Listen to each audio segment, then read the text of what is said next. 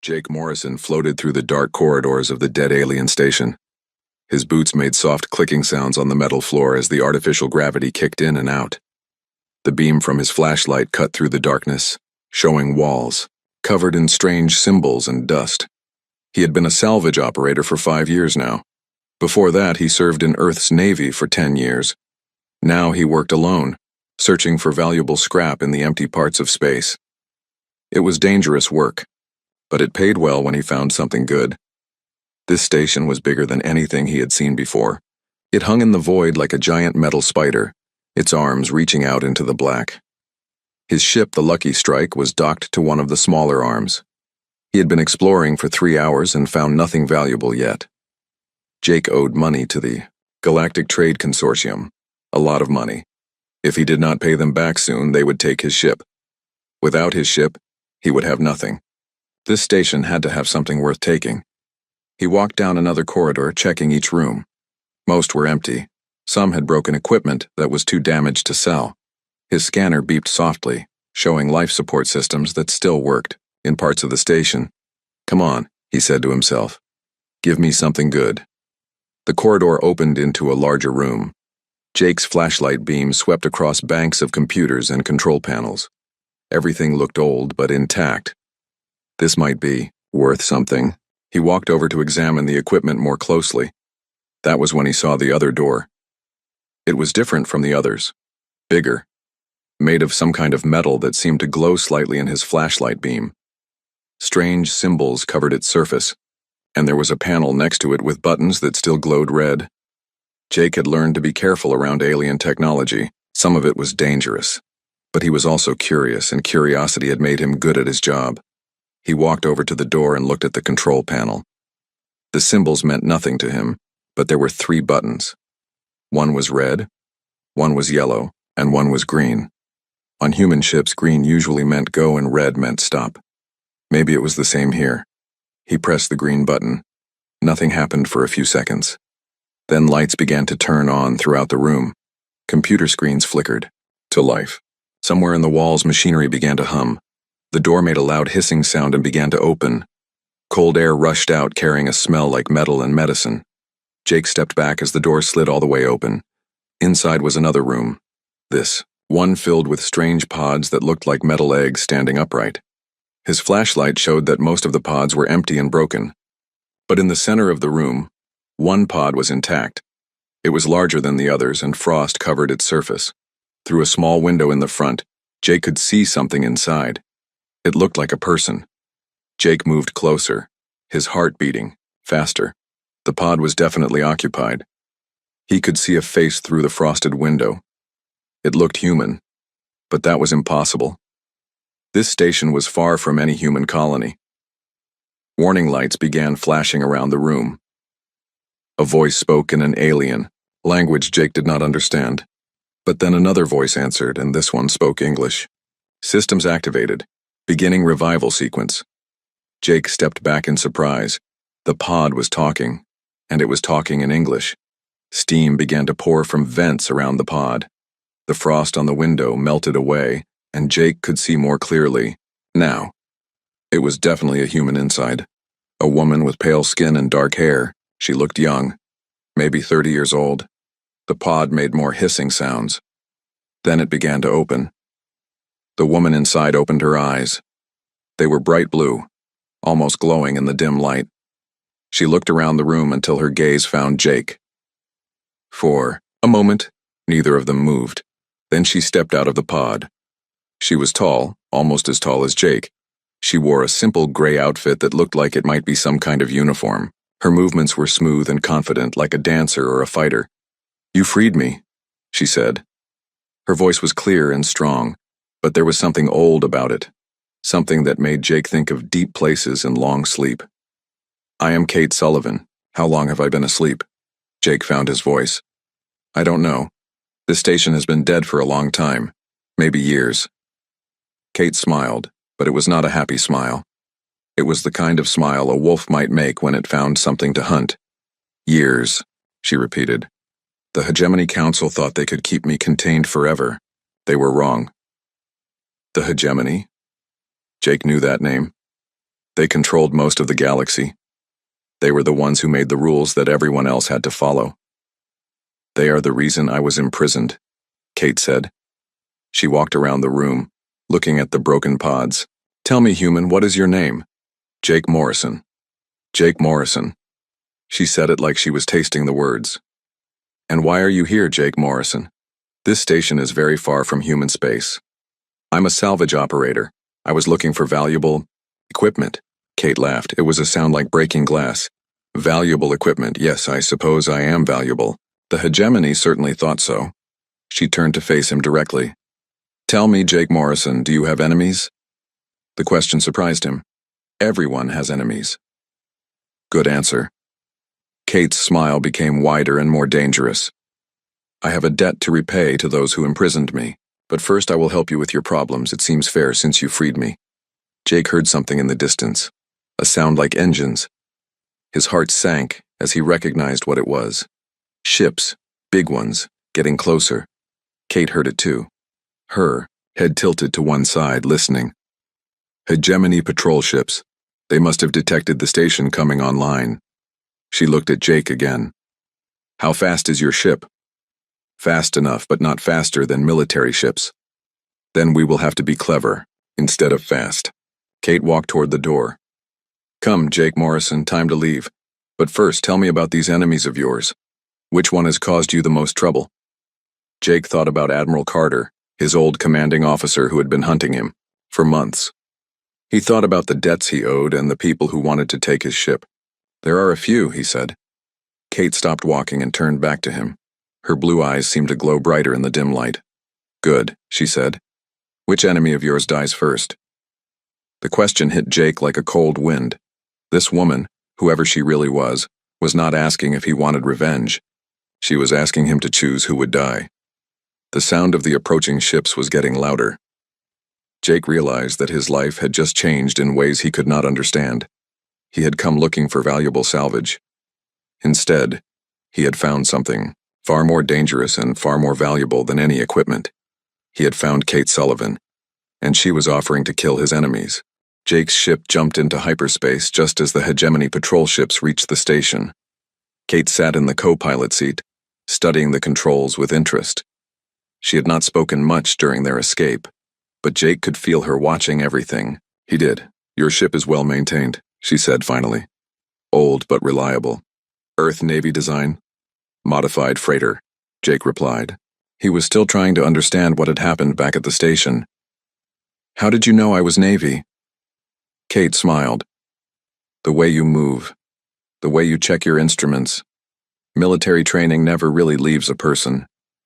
She leaned back in her seat. I was military once too, a long time ago.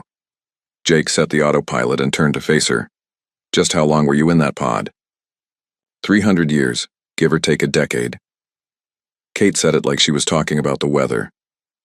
Time moves differently when you are in cryogenic sleep. 300 years. Jake tried to imagine sleeping that long and waking up to find everything changed. What did you do to make them lock you up for so long? Kate's smile faded. I discovered something they did not want anyone to know. About humans. About what we can become. She stood up and walked to the small window that showed the swirling colors of hyperspace. Tell me about your enemies, Jake Morrison. Start with the worst one. Jake thought about it. There were the debt collectors who wanted his ship. There were pirates who had attacked him twice in the last year. But the worst one was definitely Admiral Carter. Admiral Rex Carter, he said. He used to be my commanding officer. Now he hunts human ships in this sector and claims they are pirates. Claims they are pirates? They are not pirates. They are just trying to make a living. But Carter boards their ships and takes their cargo. Sometimes the ships disappear completely. Jake's hands tightened into fists. He has been after me for months. Says I stole military equipment when I left the Navy. Did you? No. But Carter does not care about the truth, Kate nodded slowly. And this Admiral Carter commands what kind of ship? A dreadnought called the Iron Fist. Big ship with heavy weapons and a full crew. Where is this ship now? Jake checked his navigation computer. According to my sources, It should be near the Theta Centauri system. There is an asteroid mining operation there. Carter likes to shake down the miners for protection money. Kate was quiet for a long moment. Then she turned away from the window and looked at Jake with those bright blue eyes. "I will help you with Admiral Carter," she said. "But first I need to show you something. Set course for the Theta Centauri system, but keep us hidden in the asteroid field when we arrive." Jake changed course and settled back to wait. Hyperspace. Travel took time, even with a good ship. "What are you going to show me?" "What I really am," Kate said, "and what you could become." They reached the Theta Centauri system 8 hours later. Jake brought the Lucky Strike out of hyperspace behind, a large asteroid hidden from sensors. The asteroid field was full of mining ships and processing stations, and there, orbiting the largest asteroid, was the Iron Fist. The dreadnought was huge. It was 3 times the size of Jake's ship and bristled with weapons. Fighter ships moved around it like insects around a hive. "There," Jake said, pointing at the screen. "That is Admiral Carter's ship." Kate studied the display. Impressive, but not impossible. She stood up and walked toward the airlock. "I will be back in a few hours." Jake jumped up. "Where are you going?" "To get information." Kate began putting on a spacesuit, but it was unlike any suit Jake had ever seen. It was thin and flexible, more like a second skin than bulky armor. "I need to know more about your Admiral Carter before I decide how to deal with him. You cannot just walk over to that ship. They will shoot you on sight." Kate finished putting on the suit and picked up a small device that looked like a metal egg. "They will not see me coming." Before Jake could stop her, Kate opened the airlock and stepped out into space. Jake watched in shock as Kate moved away from his ship without any kind of propulsion system. She simply pushed herself away from the Lucky Strike, and glided through space toward the Iron Fist. No rocket pack, no thruster system. Just her body moving through the vacuum. That was impossible. No one could survive in space without a proper suit and life support system. Jake lost sight of her as she reached the dreadnought. His sensors could not detect her anymore. It was as if she had vanished. He waited. 1 hour passed, then 2. Jake began to worry that something had gone wrong. The Iron Fist showed no signs of alarm, but that might not mean anything. Then Kate appeared on his sensors again. She was moving back toward the Lucky Strike, carrying something large under her arm. When she came through the airlock, Jake saw what she had brought. It was a computer core from the Iron Fist, a piece of equipment that should have been impossible to remove without shutting down the entire ship. "How did you do that?" Jake asked. Kate removed her suit and set the computer core on the work table. "I told you I would show you what I really am." She placed her hand on the computer core and closed her eyes. The computer core began to glow. Lights flickered across its surface, and data began flowing onto Jake's ship's computers. In seconds, Kate had downloaded terabytes of information from Admiral Carter's personal files. Jake stared at the screens filled with data. "That is impossible. Computer cores have security systems, encryption, password protection." "Not for me," Kate said. She removed her hand from the core and looked at the data flowing across the screens. "Interesting. Your Admiral Carter has been very busy." Jake read over the files. What he saw made his blood run cold. Carter had not just been shaking down miners and merchants. He had been systematically hunting human settlements across the sector. Ships that disappeared were not destroyed. They were captured. The people on them were being taken somewhere. "This is a list of human colonies," Jake said, reading from one file. "Carter has been marking them for attack." "Not just attack," Kate said, pointing to another file. "Look at this." Jake read the file she indicated. It was correspondence between Carter and someone in the Hegemony Council.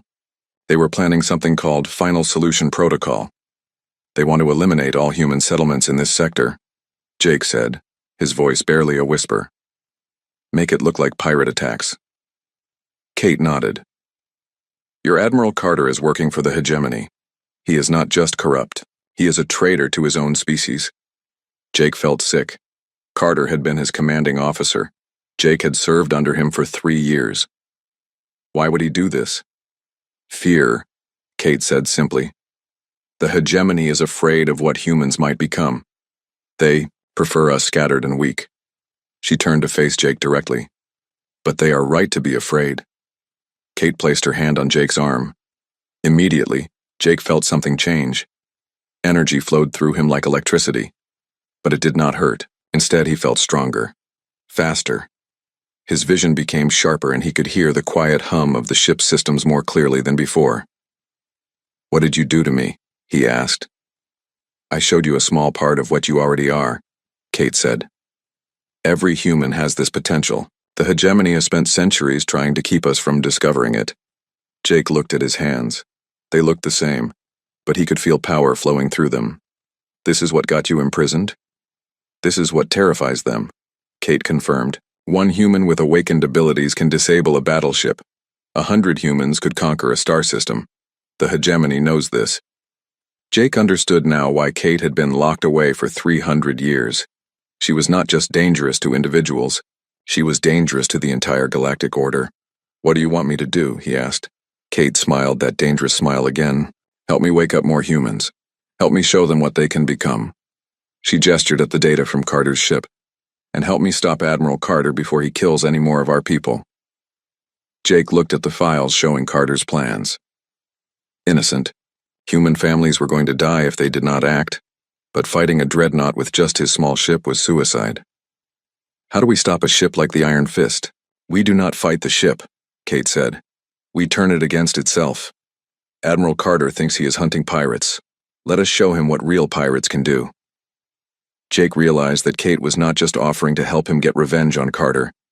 She was offering to start a war.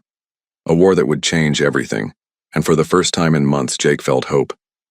The hegemony fortress world of Nexus Prime hung in space like a metal moon. Jake had never seen anything so heavily defended. Weapons platforms surrounded the planet, and warships patrolled in organized patterns. Getting close to that world seemed impossible, but Kate had a plan. "Admiral Carter is meeting with the Hegemony High Council today," she said, studying the intelligence they had gathered. "He thinks he's getting a promotion for his good work against human pirates." Jake checked his ship's sensors again. The Lucky Strike was hidden behind a small moon, but he still felt exposed. "How do you know about this meeting?"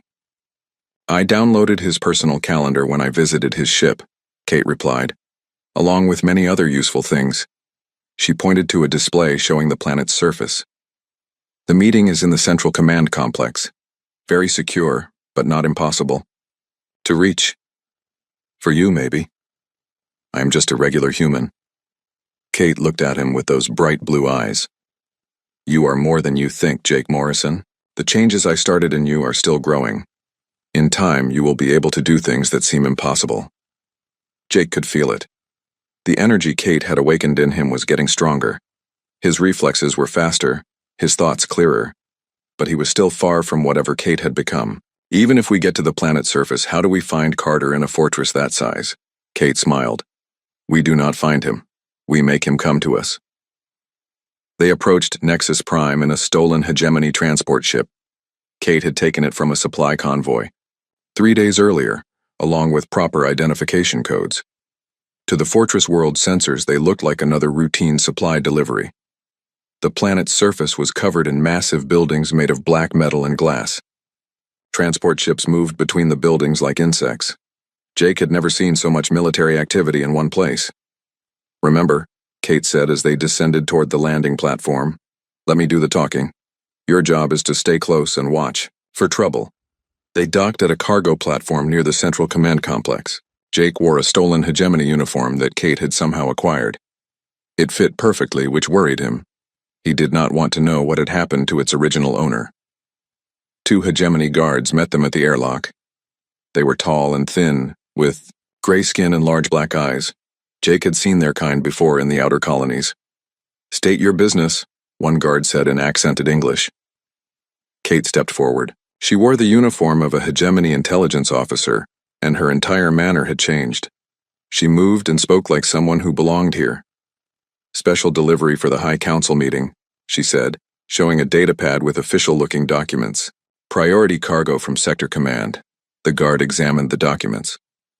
"This was not on our schedule." "It would not be," Kate replied smoothly. Admiral Carter requested this delivery personally. Something about evidence against human pirates. Jake tried to look like a bored cargo handler while his heart pounded. If these guards decided to verify Kate's story, they would be caught immediately. The guard handed back the datapad. Proceed to Cargo Bay 7. Someone will meet you there.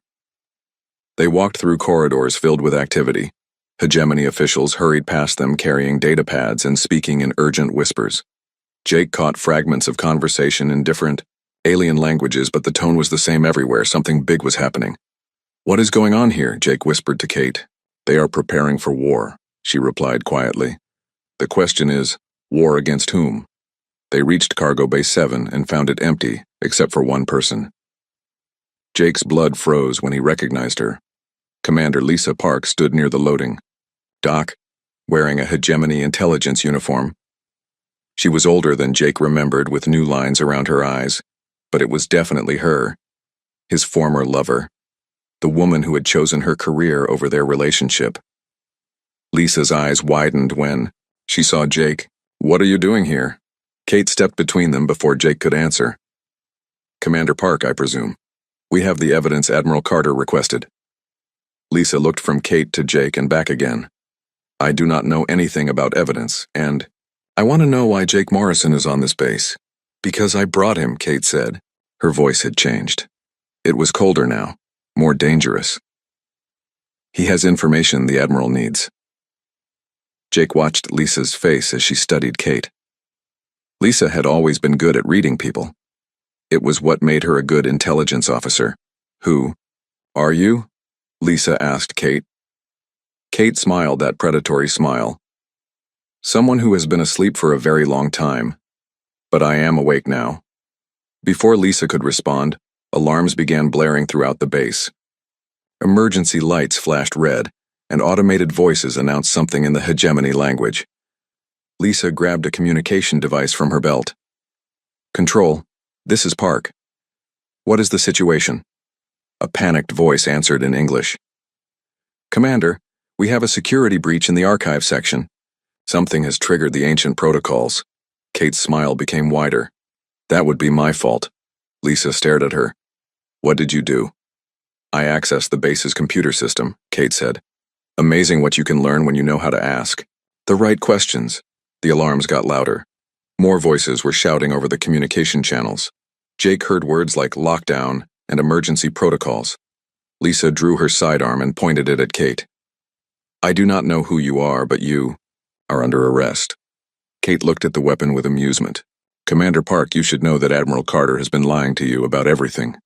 What are you talking about? The human ships he has been destroying, the colonies he has been attacking. He told you they were pirates, did he not? Lisa's hand holding the gun wavered slightly. They were pirates, we had intelligence. Intelligence that Carter provided, Kate said. Intelligence that he created. There were no pirates, Commander. Only innocent humans trying to live their lives. Jake watched Lisa's face as Kate spoke. He could see doubt creeping in. Lisa had always been honest, even when it hurt. If she was starting to suspect Carter had been lying to her. Prove it, Lisa said. Kate reached into her uniform and pulled out a data storage device. Everything is on here. Admiral Carter's real orders, his communications with the Hegemony Council, the locations of the prison camps where they are keeping human captives. Prison camps? Hundreds of humans, Commander. Men, women, children, all captured during Carter's fake anti-piracy operations, all being held for experimental purposes. Lisa lowered her weapon slightly. That is impossible. Admiral Carter would never... Her words were interrupted by another alarm. This one was different, deeper, and more urgent. A new voice came over the communication system. This one spoke in perfect English with a tone of absolute authority. Attention all personnel. Patient Zero has been detected on this facility. Repeat, Patient Zero is active on Nexus Prime. All personnel are to implement Containment Protocol 7 immediately. Lisa went pale. Patient Zero? That is impossible. Patient Zero is a myth, Kate laughed. I am many things, Commander Park, but I am not a myth. The lights in the cargo bay began to dim. Emergency barriers started sliding down over the doors. The base was going into complete lockdown. "They know I am here," Kate said to Jake. "Time to go." Lisa raised her weapon again. "Nobody is going anywhere." Kate moved faster than Jake's eyes could follow. One moment she was standing 3 meters away from Lisa. The next moment she was right in front of her, holding Lisa's gun. "I do not want to hurt you, Commander," Kate said gently. "But I will if you try to stop us." Lisa stared at Kate in shock. "How did you move that fast?" 300 years of sleep gave me time to evolve," Kate replied. She handed the gun back to Lisa. "Jake can explain everything. But first, we need to get off this base." Jake looked around the cargo bay. The emergency barriers were almost completely closed. Soon they would be trapped. "Kate, the exits are sealed. Then we will make our own exit." Kate walked over to the outer wall of the cargo bay. It was made of reinforced metal 3 meters thick. She placed her hand against it and closed her eyes. The wall began to glow where she touched it. The metal grew hot and started to melt. Lisa dropped her gun. "What is she?" Jake picked up the weapon and handed it back to her. "She is what humans can become when we stop limiting ourselves." The wall melted completely through. Beyond it was the open sky of Nexus Prime and a drop of 50 meters to the ground. "Can you fly?" Kate asked Jake. "No." "Then hold on tight." Kate wrapped her arm around Jake's waist and jumped through the hole she had created. They fell toward the ground far below, but Kate controlled their descent somehow. They landed softly on a transport platform. Jake looked up at the hole in the side of the fortress. "How did we survive that fall?" "The same way I survived 300 years in space," Kate said. "The same way you will survive what comes next." Above them, the fortress was in chaos. Ships were launching from every platform. Searchlights swept the area looking for them. Kate found an abandoned transport vehicle and placed her hand on its control panel. The vehicle started immediately, even though it had no key. "Where are we going?" Jake asked as they lifted off. "To find Admiral Carter," Kate replied, "and to show him what happens when someone betrays their own species." Behind them, Nexus Prime burned with emergency lights and alarm signals. Jake realized that Kate had not just broken into the most secure facility in hegemony space. She had announced to the entire galaxy that The attack came without warning. Jake was sleeping in his bunk aboard the Lucky Strike when the ship's alarms woke him. Kate was already in the cockpit, her fingers dancing over the controls with impossible speed. "What is happening?" Jake asked, pulling on his clothes. "The hegemony found us," Kate replied without looking away from the screens. 3 battlecruisers closing fast. Jake looked at the tactical display. The enemy ships were huge compared to a small freighter. "We cannot fight them." "We do not need to fight them," Kate said. "We need to escape and warn the others." "What? Others?" Kate's hands moved over the controls and the Lucky Strike jumped into hyperspace just as the first enemy missiles reached their position. "The other humans," she said. "The hegemony is not just hunting us anymore. They are attacking every human settlement in this sector." Jake felt his stomach drop. "All of them?" Kate nodded grimly. "Your friend Commander Park contacted me after we escaped Nexus Prime. She managed to access Admiral Carter's real orders before the base went into lockdown. The Hegemony Council has authorized what they call the Final Solution Protocol, which means they are going to eliminate every human outside of Earth's solar system. All of us. Men, women, children, everyone." Jake stared at the swirling colors of hyperspace. He had known the hegemony disliked humans, but he had never imagined they would try something like this.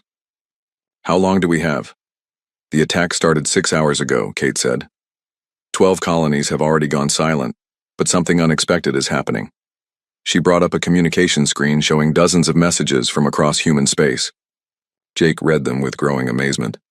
Mining Station Bravo 7 had fought off a hegemony attack force. The miners had somehow disabled 3 warships with their bare hands. On New Terra Colony, a farming family had survived a bombing by walking through fire that should have killed them instantly. A merchant ship crew had been captured by hegemony forces, but they had broken out of their prison cells by tearing through solid metal doors. "They are awakening," Kate said quietly.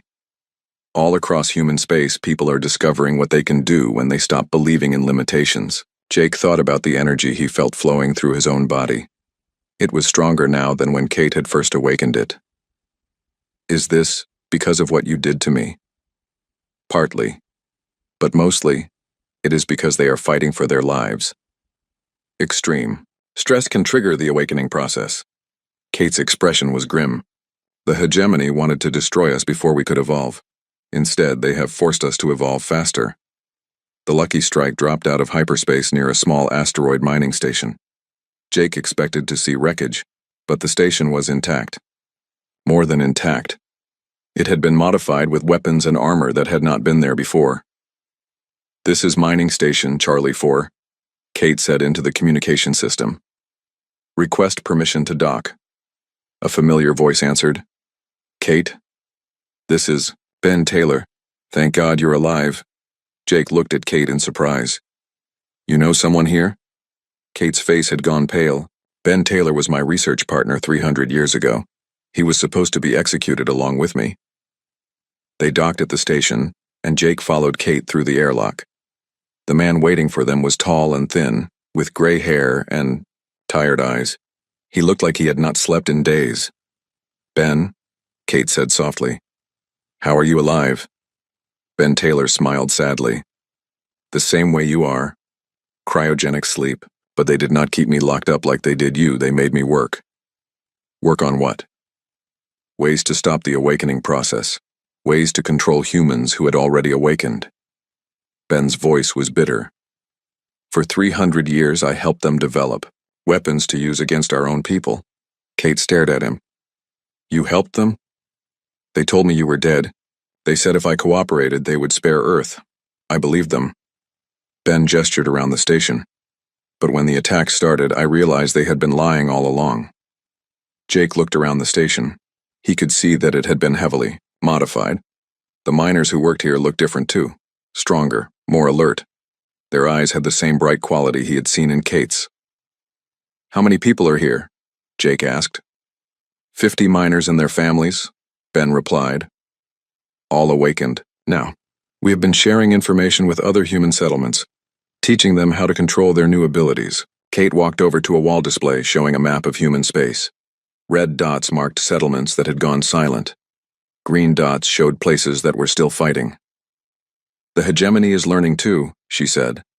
"They are using weapons specifically, designed to counter awakened humans." "What kind of weapons?" Ben answered. "Energy dampeners, devices that interfere with the bioelectric fields that power our abilities. They can make an awakened human as helpless as an ordinary person." Jake felt a chill. "So we can be stopped." "For now," Kate said, "but we are evolving faster than they can adapt. Each generation of awakened humans is stronger than the last." A communication alarm sounded throughout the station. One of the miners called out from a control station. "Kate, we are getting a distress signal from New Boston Colony. They are under attack by a full battle group." Kate studied the tactical display. "New Boston has over 10,000 people. If the hegemony takes it, they will have enough human prisoners to perfect their dampening weapons." Ben finished. "We have to help them." Jake looked at the display showing the enemy force attacking New Boston. There were 12 heavy warships and countless smaller vessels. How can one mining station help against that many ships? Kate turned to face the assembled miners and their families. "Who here is willing to fight?" Every person in the room raised their hand. "Even the children?" Jake asked in shock. A young girl, maybe 12 years old, stepped forward. "Mister, I can lift things with my mind now. I can see through walls. Why would I be afraid of some aliens? In big ships?" Jake realized that awakened humans were not just stronger and faster. They were completely fearless. The thing that had always limited humanity, fear of death, fear of pain, fear of failure, was gone. "What is the plan?" Ben asked. Kate smiled, and for the first time since Jake had known her, it was a happy smile instead of a dangerous one. "We are going to show the hegemony what happens when they threaten human children," she said. "We are going to save New Boston. And then we are going to take the fight to them." Jake watched as the miners began preparing for battle. They moved with perfect coordination, like they could read each other's minds. Their equipment was jury-rigged and improvised, but their confidence was absolute. "Kate," he said quietly, "are we starting a war?" "No, Jake," she replied. "We are finishing one." The hegemony started this war 300 years ago when they decided humanity was too dangerous to live. They just did not expect us to fight back. The mining station began moving toward New Boston Colony. Jake realized that they were not just going to rescue the people there. They were going to begin the liberation of every human in the galaxy. The Awakening War had begun, and for the first time in human history, they were not fighting just to survive. They were fighting to become something greater than anyone had ever imagined possible. Jake felt the energy flowing through him grow stronger as they approached the battle. Soon, he would discover what he was truly capable of. Soon, the galaxy would learn why humans were the most dangerous species ever born. The final battle began at the heart of the galaxy.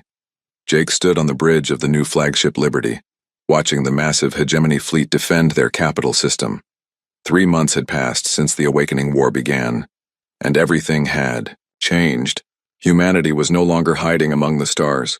Awakened humans had liberated colony after colony, their abilities growing stronger with each victory. Ships that once took crews of hundreds now operated with just a handful of enhanced humans who could interface directly with the technology. "Admiral Morrison," came a voice from the communication station. Jake still felt strange being called Admiral, but his tactical abilities had evolved along with his other enhancements. He could see patterns in space battles that others missed, coordinate multiple fleets across vast distances with perfect timing. "Yes, Commander Park?" Lisa Park had joined them after Admiral Carter's betrayal was fully exposed. She now led the Intelligence Division of the Human Liberation Fleet. "We have located the Hegemony High Council. They are in the central fortress on Centauri Prime." Jake studied the tactical display. The enemy had gathered every ship they could find around their capital world. It was the largest fleet in galactic history. "Any word from Kate?" "She reached the planet's surface an hour ago. No communication since then." Jake nodded.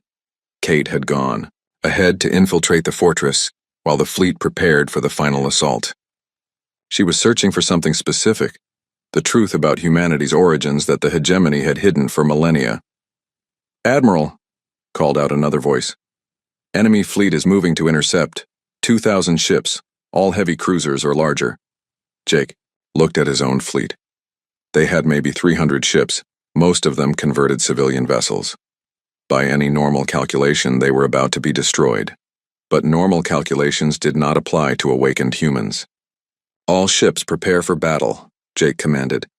"Remember, we are not just fighting for ourselves. We are fighting for every human who will be born in the centuries to come." The space battle that followed was unlike anything in recorded history. Human ships moved through the enemy formations like ghosts, their crews able to predict and counter every weapon system the hegemony deployed. Awakened humans in spacesuits walked across the hulls of enemy vessels, tearing through armor plating with their bare hands to disable weapons from the outside. Jake watched one of his destroyers ram straight through a hegemony battleship, the enhanced crew surviving the impact and fighting their way through the enemy vessel to capture it from within. But the real battle was happening on the planet below.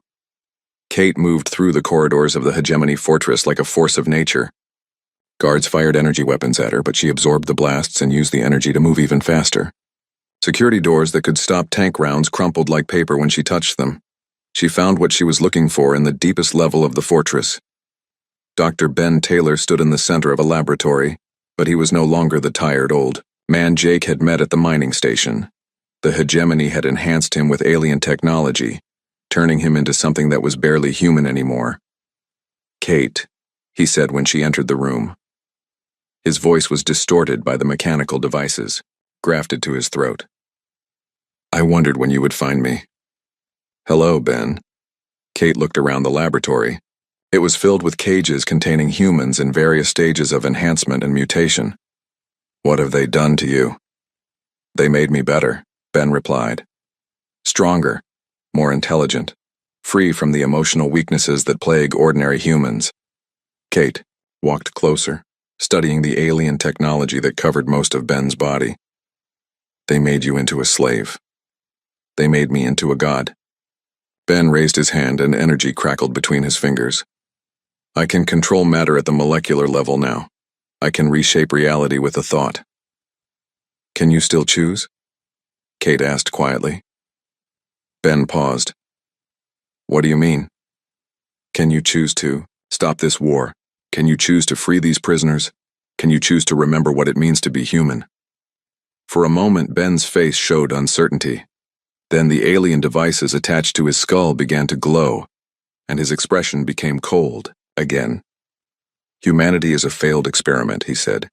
The Hegemony Council has shown me the truth. We are descendants of an ancient species that nearly destroyed the galaxy. They had to be stopped then, and we must be stopped now. Kate nodded sadly. I know about our ancestors, Ben. I found the records in the Fortress database. We are not the first humans to discover these abilities. Then you know why we must be contained. I know why they fear us, Kate corrected. Our ancestors were not evil, they were just powerful, and power without wisdom is dangerous. Ben raised both hands, energy building around him like a storm. It does not matter now. I will stop you here and the fleet will destroy your ships above. Humanity's awakening ends today. Kate closed her eyes and reached out with her mind, not to attack Ben, but to touch the consciousness of every awakened human in the galaxy. Across space, millions of enhanced humans felt her call. On the planet's surface, Jake felt it too as he led ground forces against the fortress. They all understood what Kate was asking of them. Trust, unity, the willingness to become something greater than individual humans. The awakened humans across the galaxy linked their minds together, sharing their abilities and knowledge. Jake found himself seeing through 1,000 eyes, thinking with 1,000,000 enhanced minds, feeling the strength of every human who had ever chosen to evolve beyond their limitations. In the laboratory, Ben staggered as he felt the combined will of awakened humanity focus on him. This is impossible, he whispered. Individual minds cannot link across such distances. We are not individual anymore, Kate said gently. We are becoming what we were always meant to be. One species, united in purpose. Ben tried to attack, but his alien enhancements were designed to control one human mind.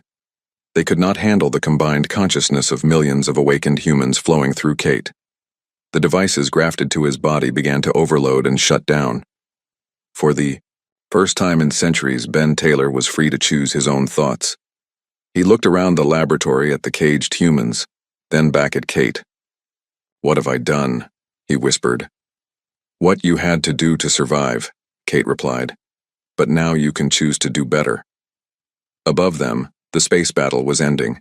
Hegemony ships surrendered by the hundreds as their crews realized they were fighting an enemy that could not be defeated by conventional weapons. Jake led the final assault on the fortress, awakened humans flowing through its defenses like water through a broken dam. They freed the prisoners, captured the Hegemony Council, and secured the ancient archives that contained the truth about humanity's origins. When the fighting was over, Jake found Kate in the fortress's central chamber. She was standing before a massive display showing the entire galaxy. Is it finished? He asked. Kate turned to him with that smile that was no longer dangerous, but peaceful.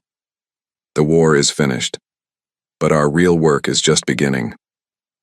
What do you mean? Kate gestured at the galactic display. There are other species out there, Jake. Some of them are oppressed like we were. Some of them have potential like we had. And some of them are afraid of what they might become. Jake understood. You want to help them awaken too. I want to give them the same choice you gave me, Kate said. The choice to become more than they ever thought possible. Jake looked out at the stars and thought about all the worlds waiting to be discovered, all the species waiting to learn what they could become if they stopped accepting limitations. Where do we start? He asked. Kate's smile became wider. Everywhere, Jake. We start everywhere. In the months that followed, human ships appeared at the edges of countless star systems. Their crews made the same offer to every species they encountered. We are here to help you become what you are meant to be. Which limitation of yours would you like to overcome first? The galaxy would never be the same, and Jake Morrison, former salvage operator turned admiral of the Liberation Fleet, learned that sometimes the most valuable thing you can find in the darkness of space is not treasure or technology. Sometimes it is hope. The hope to become something greater than you ever imagined possible.